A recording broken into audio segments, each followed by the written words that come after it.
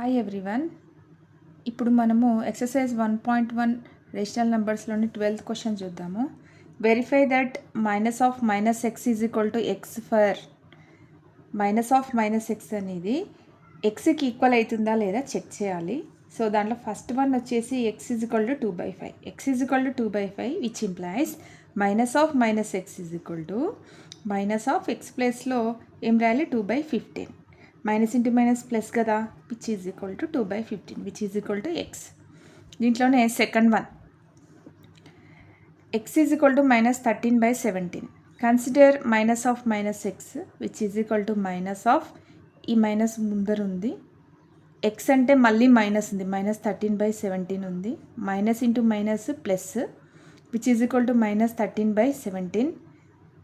Minus 13/17 అంటే X, therefore it is true.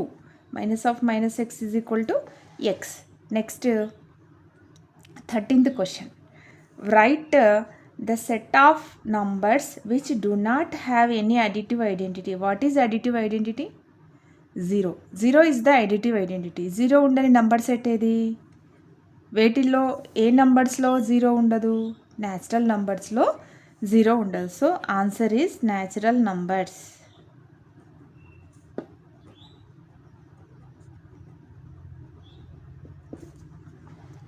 Next, second question. The rational number that does not have any reciprocal. Reciprocal ఉండనటువంటి rational number ఏది? మనం already చెప్పుకున్నాము, అన్ని rational నంబర్స్కి reciprocal అంటే multiplicative identity exist అవుతుంది, కానీ ఒక జీరోకు మాత్రమే మల్టిప్లికేటివ్ ఇన్వర్స్ ఎగ్జిస్ట్ కాదు. దట్ మీన్స్ రెసిప్రోకల్ ఎగ్జిస్ట్ కాదు. ఎందుకు? Zero can be written as 0/1, but reciprocal is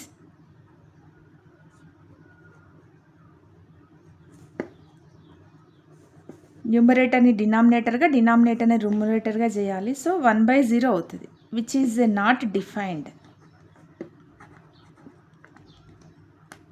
so reciprocal ఉండనటువంటి రేషనల్ నెంబర్ ఏది అంటే 0. Next, reciprocal of a negative rational number. Consider any rational number, negative rational number -2/5. What is the reciprocal of -2/5?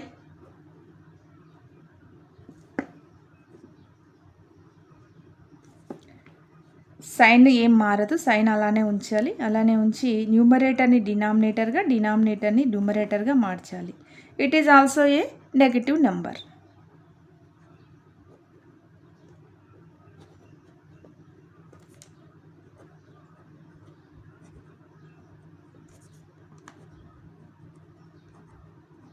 Therefore, reciprocal of a negative number is also a negative number.